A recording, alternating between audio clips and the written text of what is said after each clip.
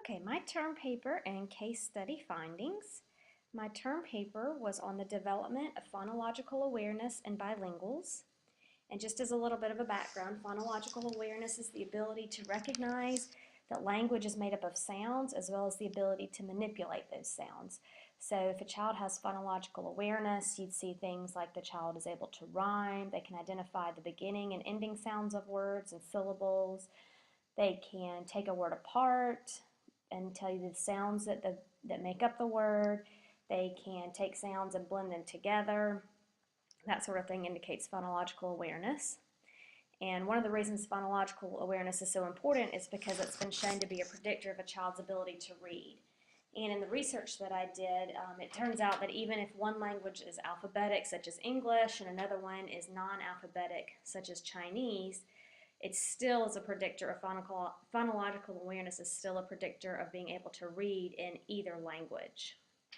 And if you keep looking at phonological awareness and kind of tease out the importance of it, you can also look at phonological short-term memory. And phonological short-term memory and phonological awareness are all part of phonological processing abilities. And these abilities are important when learning a second and third language. So if you look at phonological short-term memory, that enables a second language learner to take a new phonological form and hold it in their temporary storage and then take out of that what they need to create a long-term storage of lexical knowledge. And lexical knowledge is a knowledge of words and the relationship words have with each other.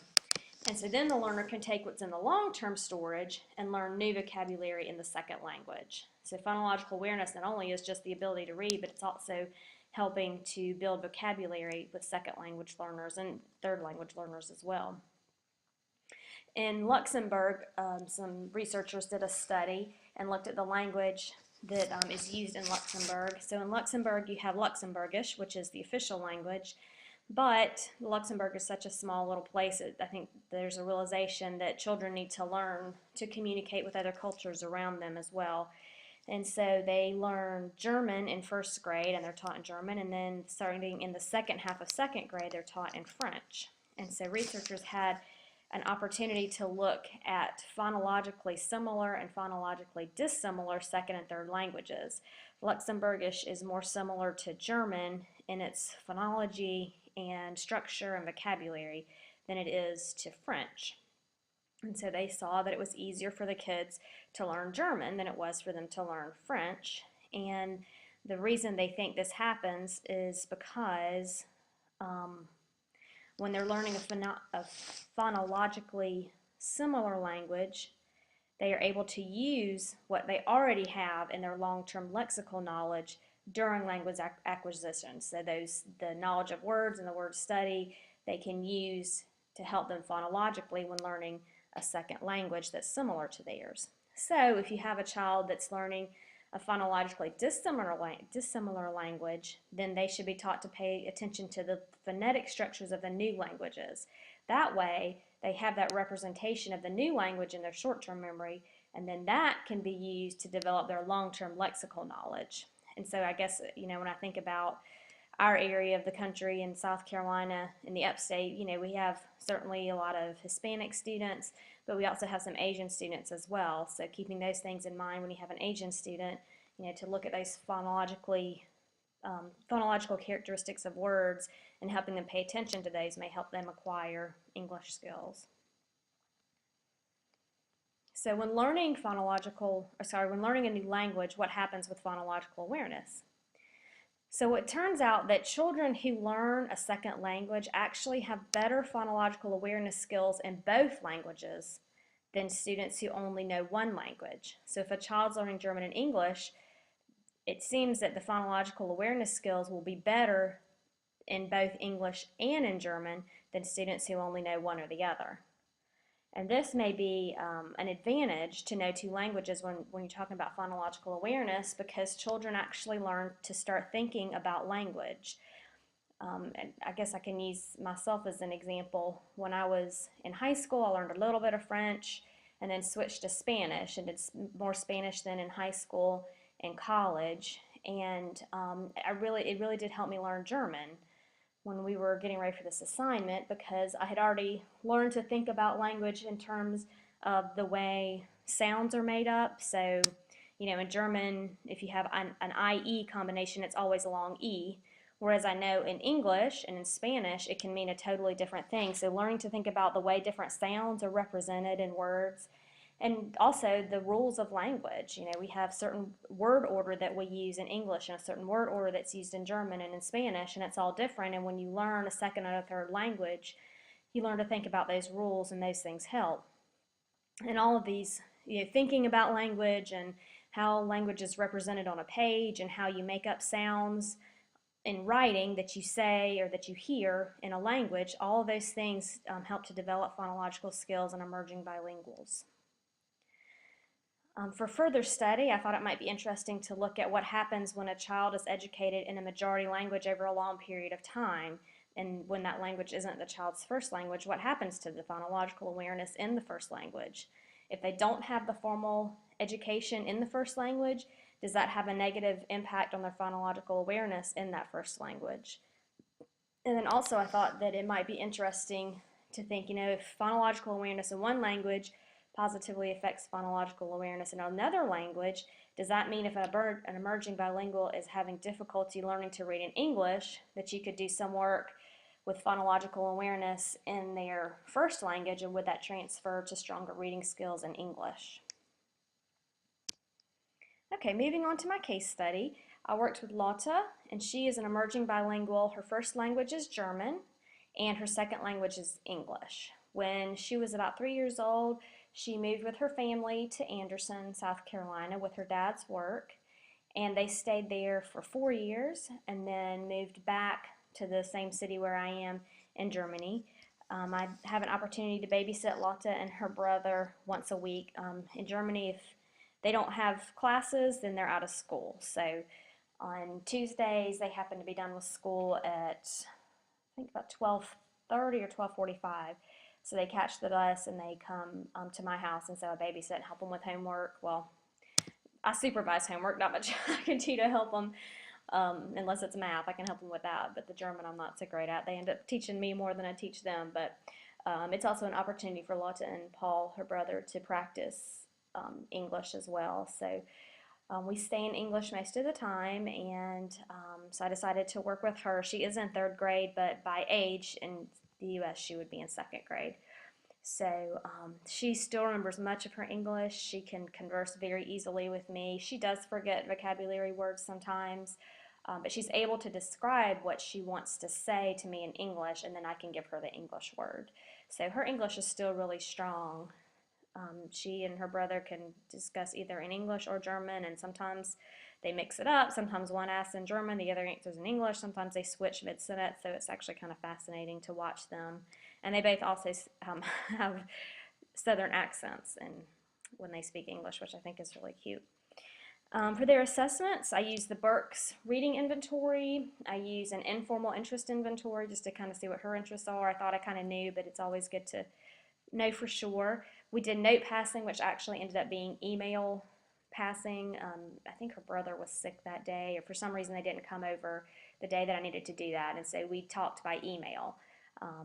And I had her write a paragraph for me of her choice. She could choose the topic. I gave her a little spelling test and a dictation test, and I did a running record with her. I also got to go to her school and talk to her teacher about the assessments that they do in our area of Germany. And it kind of is similar to what we do. They'll do some cold reads 3 or 4 times a year to see how they're doing with their reading recognition. They do this, spelling tests. They do dictation. They do paragraph dictation.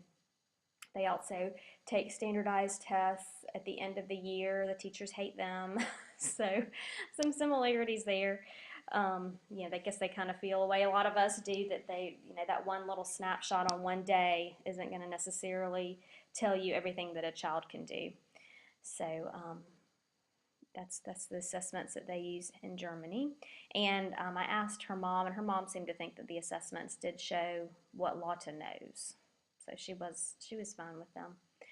For strengths and weaknesses, Lotte is very strong in reading, even though she hasn't had any formal instruction in English for, I guess now it's really a year and a half, she still reads on grade level. She's an excellent reader. She had to read 100 words to me. She mispronounced one and she didn't know one, so really a strong reader.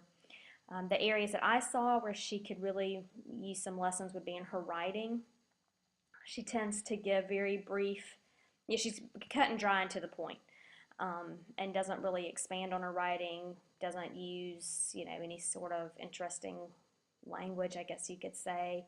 And then, of course, there's always the question, is that because she doesn't know the language, or is it because she just doesn't like writing? What are that? And basically, she does like writing. She told me that she enjoys writing stories.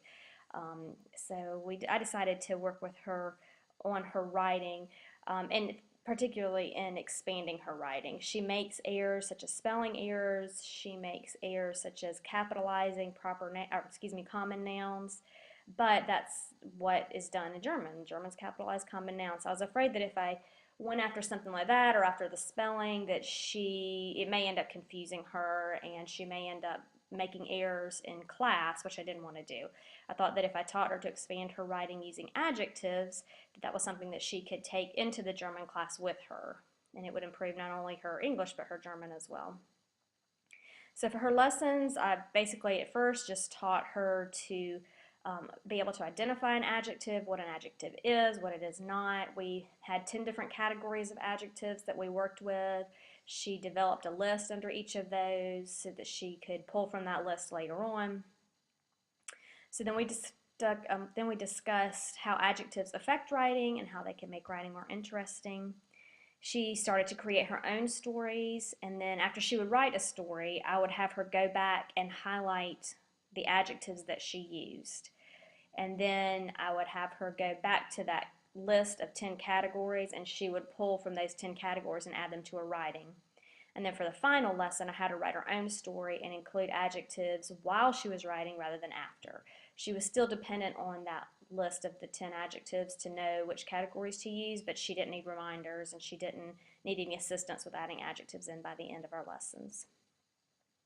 So for further instruction, she would benefit from developing a thesaurus. She did tend to use the same adjectives over and over, which I did not address at the time. I was just wanting her to get in the habit of using adjectives.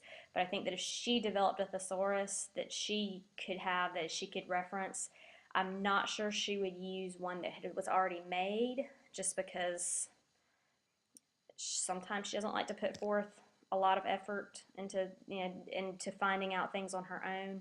But I think if she developed it herself, so she knew where the words were, then I think she would be more likely to use it. I think that if she could memorize those 10 categories of adjectives, then when she was writing, she could kind of pull from that rather than having to refer to the list. Things like a poem or a song, a mnemonic device, that sort of thing.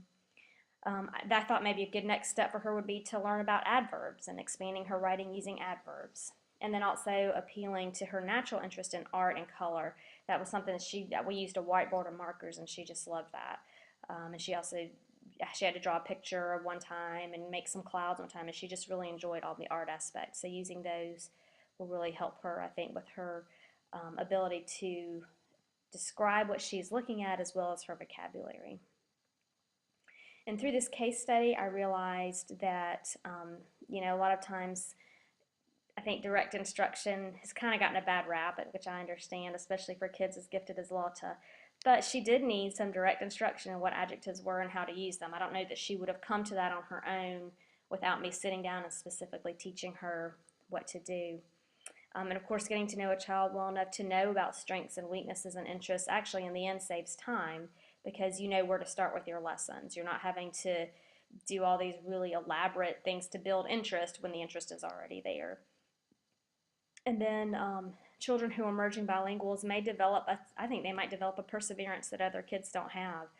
There's not a class that teaches kids how to go to school in a different language, and it's something that they kind of have to figure out on their own. I know not all kids do, but for the ones that do figure that out, I think they develop a skill set that other kids don't have.